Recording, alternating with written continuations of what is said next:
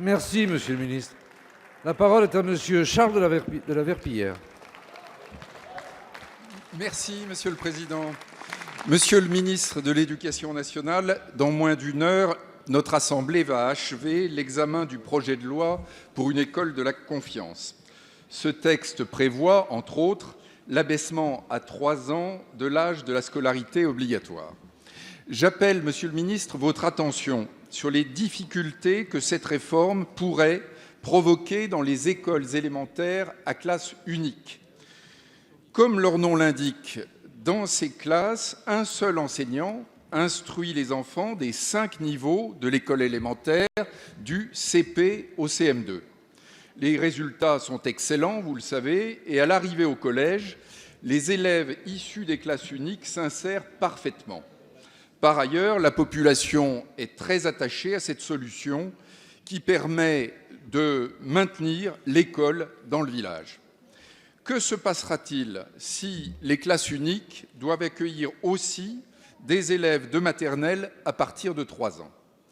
Sur le plan pédagogique, la tâche sera très compliquée pour les enseignants qui devront faire le grand écart avec des programmes allant de la petite section de maternelle au CM2. Quant aux mairies, elles devront recruter des ATSEM pour s'occuper des plus petits et créer des salles de repos pour la sieste. Mais beaucoup de ces communes n'auront pas l'argent pour le faire. Monsieur le ministre, il serait très dommage que ces difficultés provoquent la fermeture des écoles à classe unique et je sais que ce n'est pas votre objectif. Aussi, ma question est simple. Quelles dispositions avez-vous prévues pour que l'abaissement à 3 ans de l'obligation scolaire n'entraîne pas la fermeture des écoles à classe unique? En particulier, laisserez-vous aux communes le libre choix, soit de scolariser les enfants de 3 ans dans leur école à classe unique, si après tout elles le souhaitent, soit, comme c'est souvent le cas, de continuer à les scolariser dans l'école maternelle d'une commune voisine, par accord entre les municipalités.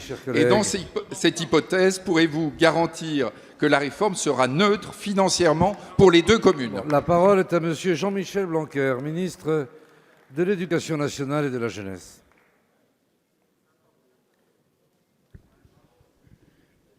Merci, Monsieur le Président, Mesdames et Messieurs les députés, Monsieur le député Charles de la Verpillière. Merci de cette question qui met l'accent sur l'instruction obligatoire à 3 ans et merci d'avoir rappelé que cela va faire l'objet d'un vote tout à l'heure.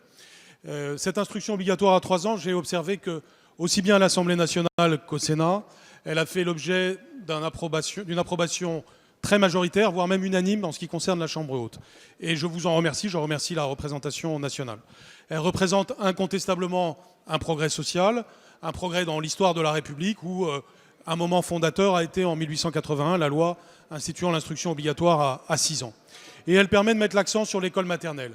Et forcément, elle pose toute une série de questions, comme celle très pertinente que vous venez de poser. Et les réponses à ces questions, elles sont évidemment pragmatiques, au cas par cas, dans chaque département et dans chaque école. Oui, vous avez raison, la classe unique peut être un bienfait. Les écoles à classe unique, et c'est l'occasion de le rappeler ici, sont pédagogiquement très pertinentes.